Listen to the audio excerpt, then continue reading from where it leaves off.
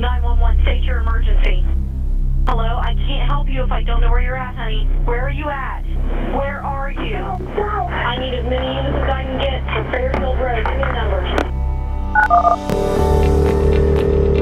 911, what's your emergency? Hey friends, it's Fletch. I'm Vice President of Public Safety Solutions at 911 Inform. Welcome to this new podcast series, Off the Cuff, Confessions of an ENP. Brought to you by 911 Inform, delivering next-generation 911 services for the enterprise today and making every second count. In this series, we're going to be talking to ENPs that have been on the job for years, as well as those brand new ENPs that have just passed the test. We'll dig in and have an in-depth conversation and find out what the ENP certification means to them. We'll talk about why they did it, what it means for their career, and what they did to pass the exam. Industry certifications are important to industry professionals, and the ENP certification is one that's admired by many in public safety. So join me as we find out exactly what makes an ENP tick in this Off-the-Cuff podcast series, Confessions of an ENP. Hey, it's Fletch. Welcome to this episode of Off the Cuff, True Confessions of an ENP. Out here in San Diego with Nick LaMontia, ENP. He's also the president of the NINA Institute Board. Thanks for joining me today, Nick. Thank you very much. Thanks for having me. So we're out here at the NINA Standards and Best Practices Conference, and with that conference every year, they also get together with the NINA Institute Board business meeting and the Critical Issues Forum. Give us a rundown of what we went through on the NINA Institute Board this year. Well, we've actually accomplished quite a bit this year, and very little of it has to do with my presidency. They were all either projects that had been in progress already or just things we do annually anyway. For example, in today's meeting, we talked about our item review, item banks that we have for the questions on for the EMP test. We're looking at different ways to deliver and administer scholarships to people who may want to achieve their ENP at some point in their career. I could make an extensive list of what we've done. Actually, today was a high point for me because we had a joint meeting with the not only our group, the Institute Board, but also the Educational Advisory Board and the Board of Directors. And I've never met with all three of them in the same place, in the same room. First time in my 4 or 5 years as an ENP. So that was actually exciting for me. As nerdy as that may sound, I loved having everybody in the same room like that, being able to bounce ideas off each other and hopefully accomplish quite a bit. Now, you also went over some really interesting stats, so I'm going to put you on the spot without notes if you remember any See of those. if I can remember them. Well, and I'll even bring up one that I discovered lately in my research that I didn't actually put forward in the meeting.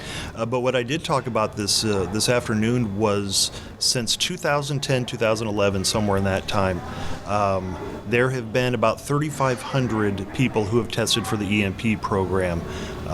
But currently we're sitting on about 1,665 EMPs, and that's because some folks retire, some folks get out of the business, whatever the case may be. But the number I discovered lately that I found absolutely amazing, and one that's fairly common, is that there are about 6,100 PSAPs in the country. The number I found absolutely stunning was that those PSAPs are staffed by 95,000 dispatchers. There are that many dispatchers in the country, and I was absolutely flabbergasted to find out it was that many. Yeah, it's interesting because, a couple of times I needed to estimate that number, and it was kind of a best guess. And I had come up with, just by doing rough math, of about 100,000. Mm-hmm. So it looks like that was pretty close. Yeah, pretty darn estimation. Close. Absolutely. Out of 100,000 dispatchers, 3,600 ENPs, that's not too good of a number, but I think we're changing that. Well, I think you have to figure that, and that's purely dispatch numbers.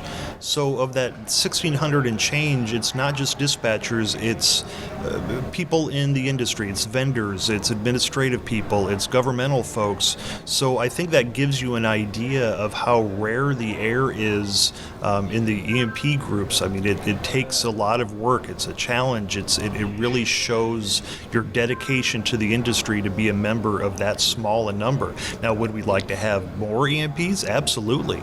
Absolutely. But it just goes to show you how, what an accomplishment becoming an EMP is.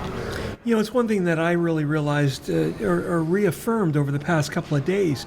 The ENP certification is really something that's considered very special in the industry. I mean, we hear it all the time, but we're kind of in that closed circle where we're going to hear that. Mm-hmm. But I think I've run across a lot of valid points that really verified that fact that across the industry, ENP is kind of a revered certification, if you will. Oh, I agree entirely. I mean, when you see those three letters behind somebody's name, whether it's on a name tag or a business card, whatever it is, you know that person thought enough about the industry and wanted to be literally the best of the best, and they put the time and the effort into doing just that. Yeah. So where do you see the ENP program going as far as growth? I don't have a concrete number even in my head. I wouldn't hazard a guess to say, oh, by a certain date we'll have this many EMPs, because to a large degree it's hard to predict where the industry is going, in the sense that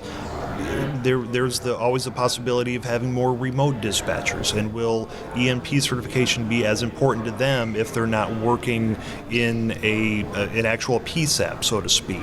And there's so many variables into it. Would I like to see many more? Absolutely. Does a lot of that responsibility rest upon the Institute Board? Absolutely. Absolutely. You know, a lot of people over the years have discussed about a higher level of ENP. ENP Pro, ENP2. It's had a lot of different names across the board. NG, ENP. What are your thoughts on that? I mean, how is the industry technologically changing to where it's going to almost require that?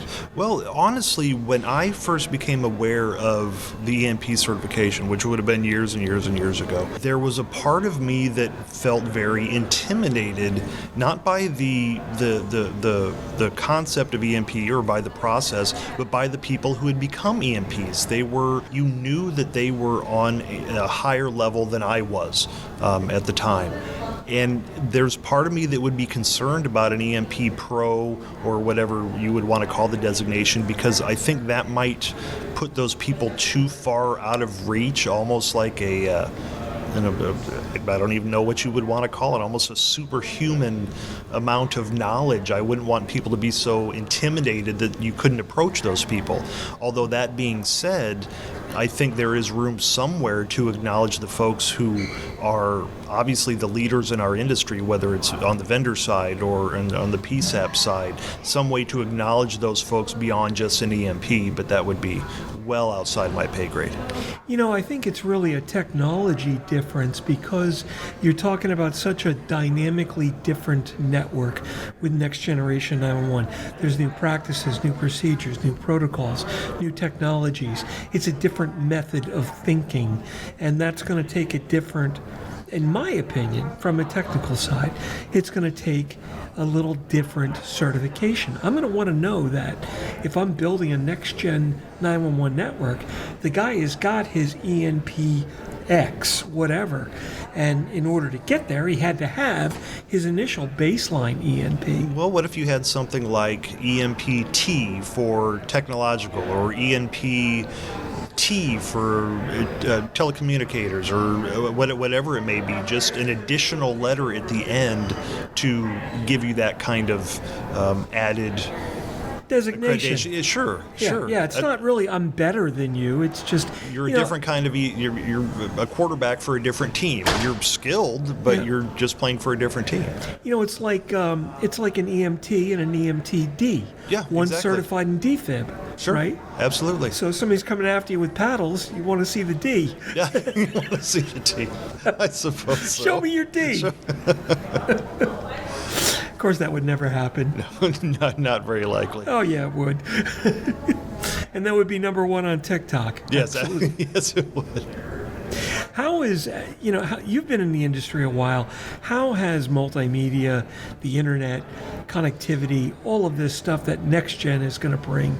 How is that changing our centers today, and where do you see that making an impact change in the future? Does your crystal ball say? One of my biggest fears or concerns is I was one of these dispatchers that very much enjoyed the anonymity of dispatch. You go in, you do your thing, you're there for 8, 10, 12 hours, whatever it is, but you can still go to the store. You're not getting bothered with work questions. Nobody recognizes you. You come in, you leave, you do your thing.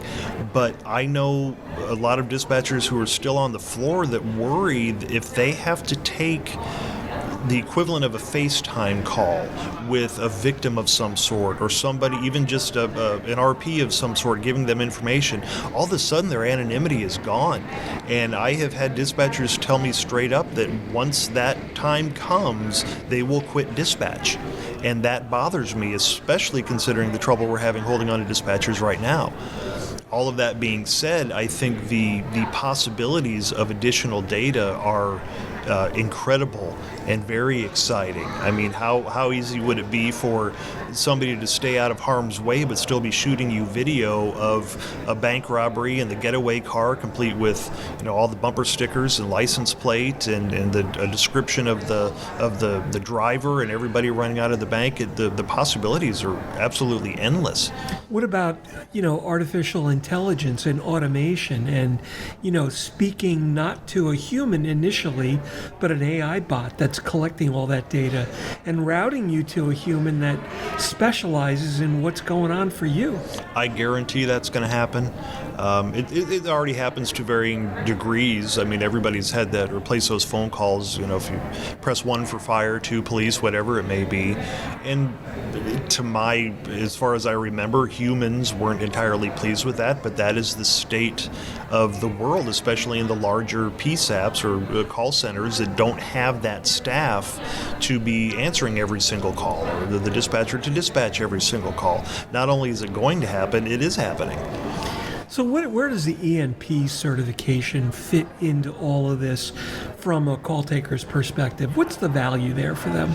I see it on multiple levels, and honestly, for a lot of them, I think they see that as a sign of advancement, because as you and I well know, a lot of times dispatch is just the starting place. You either start in dispatch and then go to the jail, or you're working in dispatch while you're going to the academy or something like that.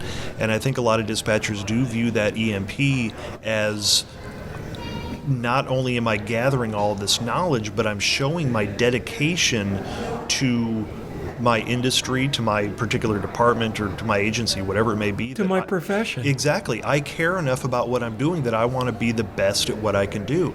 Now, will that mean a promotion? Maybe. Will that make it easier for you to get hired on somebody else or somewhere else? Maybe. It's entirely possible.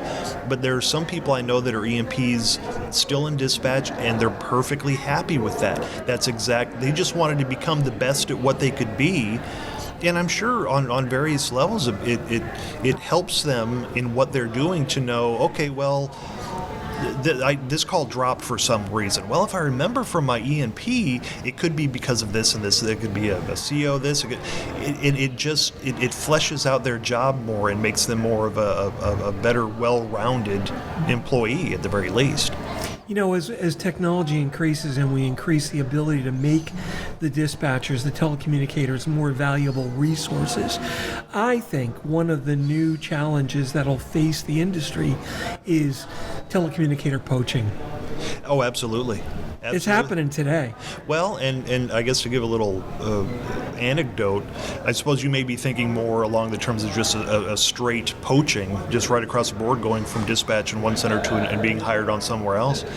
But in my particular situation, I was in dispatch, and one of the gentlemen from our 911 office, I would see him periodically. He would come in and service our equipment, or if we had something go down, I would come in and talk to him.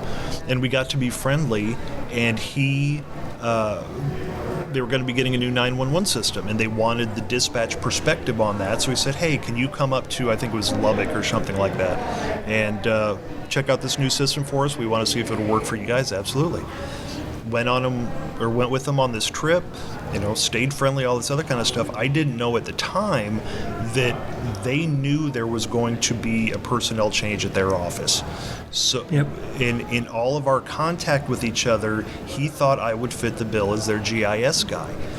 And just kept that in his pocket for a year or two, but eventually that personnel change happened, and he asked me if I wanted to come over from dispatch and become their GIS person. And you couldn't find the way to the office. Absolutely not. Well, honestly, That's my one GIS joke, by the way. I could have stayed in dispatch forever. I love dispatch. I could have done that till the day I retired or died or both, whatever it would be. But it was time to get on a regular schedule, to have the holidays off, to spend the time with the family. It was time after grow up and have a life. Yeah, I did 19 years almost exclusively night shift. It was time to be a family person again. So the timing couldn't have been better, and I'm extremely happy doing what I'm doing. I guess to connect all the dots, when I moved over from dispatch to GIS being an 8 to 5 as far as that goes, I was able to schedule the time to join these study groups, to research, to study anything I needed to do to make the ENP happen, because I knew even as a dispatcher that's something I wanted to accomplish. And being a regular person in a regular job, I could finally make all that happen. It's interesting because GIS, whether you had this planned or not, but GIS became the new holy grail behind public safety. Everything is built and based around GIS and layers on maps. You still need to know where to go. You do. You can take the call, you can have the callback number, but unless you know where to send your responders, you've got nothing. Or which responders to send. Exactly right. One of my favorite calls is from California, and it was the Chevron oil refinery fire. Mm-hmm. And it was obviously a ring down because the dispatcher picks up the call, hey Chevron, what's going on? Right, so obviously a ring down into the PSAP. Hey, we've got a code 3 fire in building 2F, come in through gate 31, it's a code 2 response. The dispatcher says, okay, what does all that mean? What do you need? Oh, no. Right?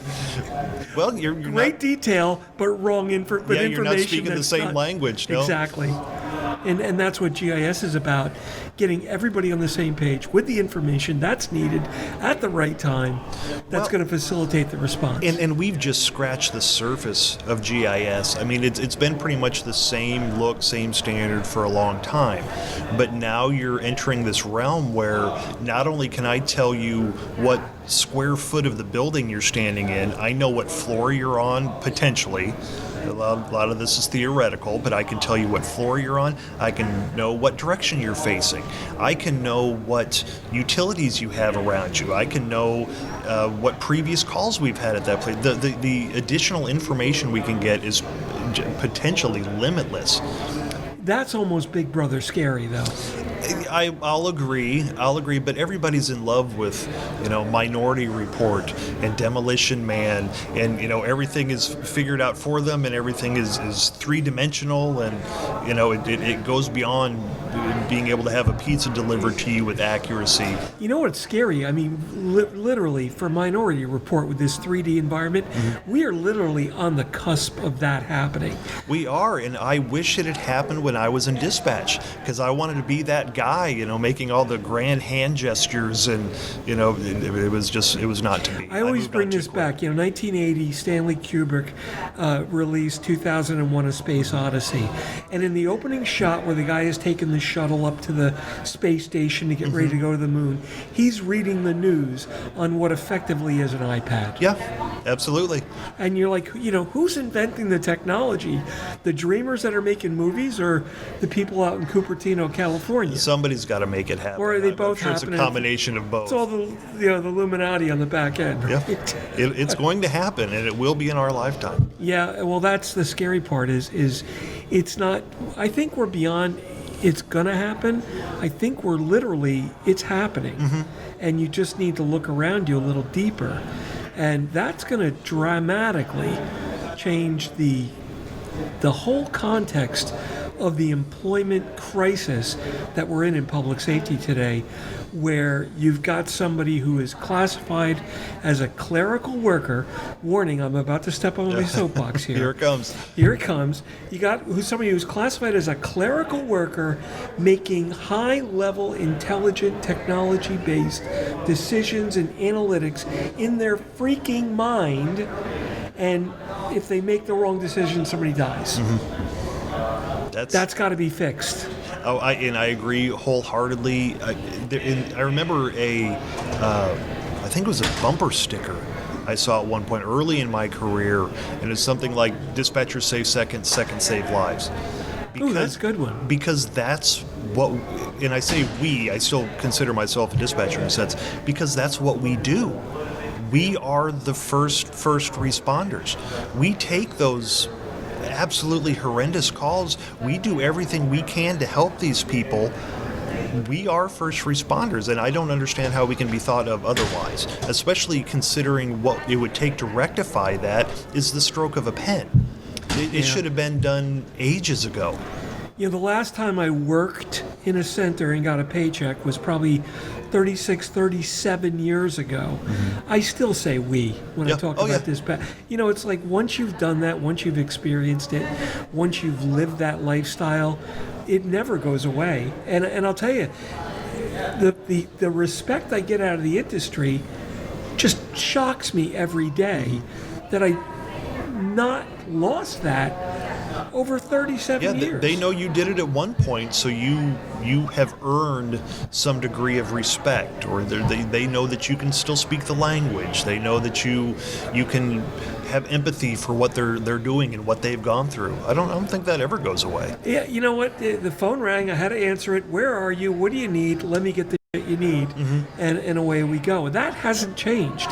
The technology we employ to figure it all out has changed dramatically. Well, I think it's all about the personality of a dispatcher, of a truly successful dispatcher. You have that empathy. You can remain calm. You have the ability to multitask, if that term is still used. You're a problem solver, and those skills do translate into different areas of your life. You know, if you're a good multitasker, you can have the laundry going while you're washing the dishes and, you know, sweeping the floor. You can be doing all those things at one time. If you're empathic, you could work at a kennel or a vet and be perfectly. They translate into other things. You know, a lot of people get down behind the desk, they put on the headset, they take a couple of calls, and they unplug. They just can't take the stress, absolutely. the emotionally, it's not for them. When I was there, the worse the call was, the more calm I was, and the more problem-solving logic came into my brain, because it was just something I felt was very natural for me.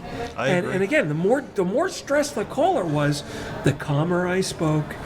And it was just strange. And I think back on that, and I get goose chills almost thinking that I could do that. I had a terrible habit, and I'm sure anybody I worked with in the past will tell you this, a nasty, terrible habit of whenever there was an active chase going on, didn't matter what agency I was working for, somehow I would muscle myself into that chair, because that's where I shone. If there was, the more complex it was, the more the more emotions were riding high, that's what I excelled at. And I would find myself taking over those situations, much to the chagrin of whoever I was working with. But they may have been relieved for all I know. Yep. But I suppose it's the stereotype of the adrenaline junkie. You know, you have this adrenaline junkie in you that you need to feed when you're in dispatch, and I suppose that's how I fed mine. You know, there's one night, and I remember this like it was yesterday. I dispatched 3 towns, all adjoining, all on the same police radio frequency, different EMS, same fire.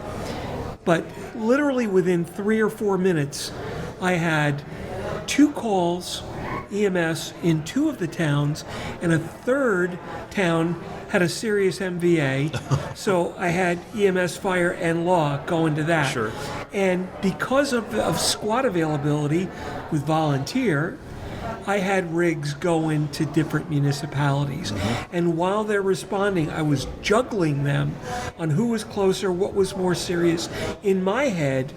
And I'm on the radio, 321 go here, 211 go here, blah, blah.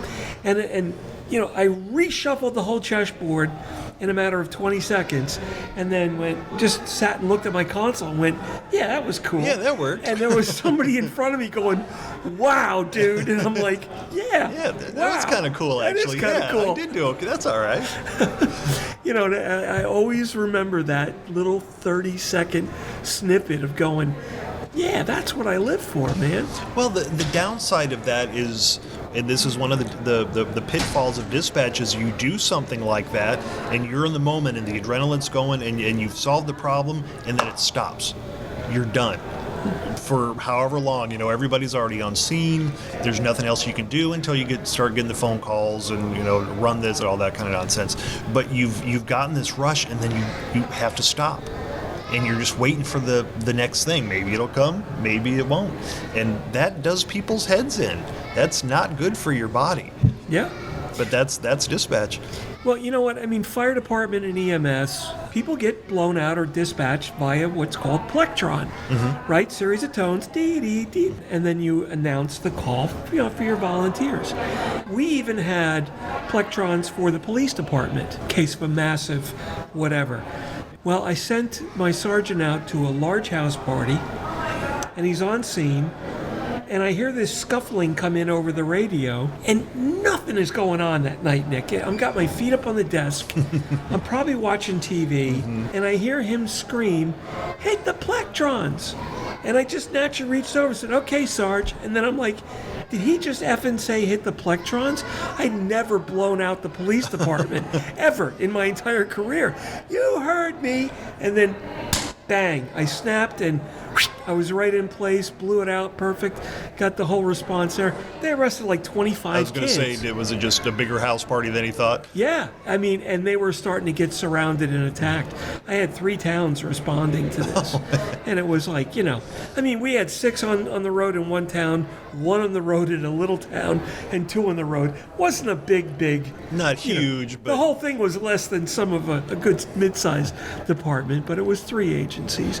But again, you know, it's that, oh my God, it snapped. And, you know, natural response, yeah, okay, Sarge, whatever. Wait a minute. Wait, hang on a sec. What did you just say? That was a lesson to me that night.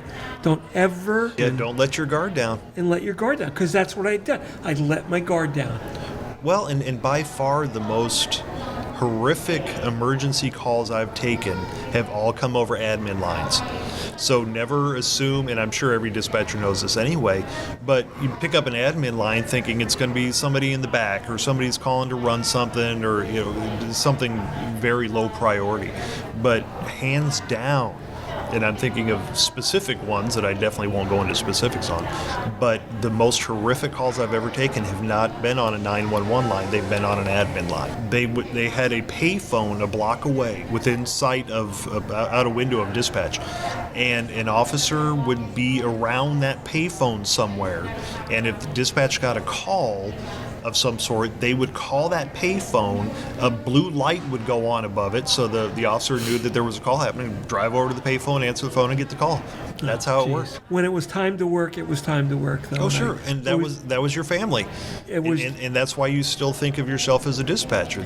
You're still part of that family. You know, and I was talking to somebody today, actually, about the Nina family and the 911 public safety family. And boy, I tell you, you know, today I saw that. This is the first in-person NINA conference that I'd been to in 2 years. And people I hadn't seen in 2 or 3 years, like I just saw them yesterday, new people that I knew but never met, like I've known them for years, and new people that I didn't know, just like I've known them for years. It's an amazing group of people. Well, and that's another reason I loved having this joint meeting today with the Educational Advisory Board and the Board of Directors, is because there was no division between us. everybody knew that everybody in that room was dedicated to the mission, and that we were all speaking the same language, and we were able to accomplish things using a common language. Everybody knew what to expect of each other. There was nobody on any different level than anybody else. We were there to do the best we could and to do the best for telecommunicators or the 911 industry. And there was a little trepidation initially for me going in there because I had never had a meeting like that before. And I didn't know if I expected some kind of division or strata between different classes or whatever the case was. But everybody was absolutely on the same page. Everybody participated. Everybody gave great input and great feedback. It couldn't have gone any better in my mind. This was probably the first time you met a lot of these people, Oh, too. Absolutely. I mean, I had known a lot of the names. Well, certainly as president, it's the first time you interface with them. Yes. Yeah, because I've only been president since last June, July. And as I said, I've known a lot of their names, or you'd see their pictures in the call or whatever the case may be. But in interacting with them, we were all on the same level. There was no division. It was everybody was there for the same purpose with the same mission. It was refreshing. I felt great afterwards. And after 7 months or so as the NENA Institute board president, the organization still exists. It does. I haven't burned it to the ground yet. I was going to find a way, but I haven't yet. Nick, thanks so much for sitting down. I really appreciate it. These podcasts about ENPs, about the industry, I mean, they're all designed to kind of promote the program. What's your advice to the person who's out there who's thinking about their ENP exam and what it'll do for their career? What words of wisdom do you have to share? You absolutely owe it to yourself to do it, because within you there is something to be unlocked. Nobody, and again, I said it before, this is more speaking just to dispatchers because that's what I am, that's what we are. But you are also more than that. And inside you is a future to be unlocked. You don't have to just be what you are. And if I can get my certification, I don't even know you, and you certainly can get your certification. You just have to put your shoulder into it and find yourself a study group, hit the books, and I guarantee you can do it. But it is possibly the first step that you take on unlocking a huge potential future. I mean, I wouldn't have thought that I would go from being an ENP to being on the Institute board and then all of a sudden becoming president. And I don't know exactly. Yeah, what the hell let that happen, man? There's something's wrong with the system. You weren't there to vote on it, man. You should have been there. No, and I don't know what my next step is. It's going to be somehow associated with NENA. I don't know. The possibilities are endless, and it all started with opening up that body of knowledge and that study guide. Yeah. You absolutely owe it to yourself to do it. Well, thank you very much for sitting down. Very interesting. This is the first time we've really sat down and chatted. Absolutely. We've been on the same board together for years, but because of various things happening and, COVID and all that other kind of stuff, this is actually the first time we've met. Yeah. And we've even done a podcast before. Yes. Yeah, but that was all remote. So anytime you want to sit down for another one, I'm game. Yeah, no, absolutely. Well, hopefully we're getting back to normal and we can do this a little bit more in the future. Absolutely. I appreciate you having me. Nick, thanks so much for your input and thanks for what you do. Well, thank you. I appreciate it. Thank you very much. All right. Well, that wraps up this episode of Off the Cuff, Confessions of an ENP. I'm Mark Fletcher, ENP, and I'm the Vice President of Public Safety Solutions at 911 Inform. Off the Cuff is sponsored by 911 Inform, delivering next-generation 911 solutions to the enterprise today and making every second count. Visit them on the web at 911inform.com. Remember, you can follow me on Twitter at Fletch911. Check out all my blogs and podcasts at Fletch.tv. And be sure to like and subscribe below. That way you'll be immediately notified whenever a new podcast is published. Thanks so much for listening. If you're in public safety, thanks for what you do. Take care and have a great day.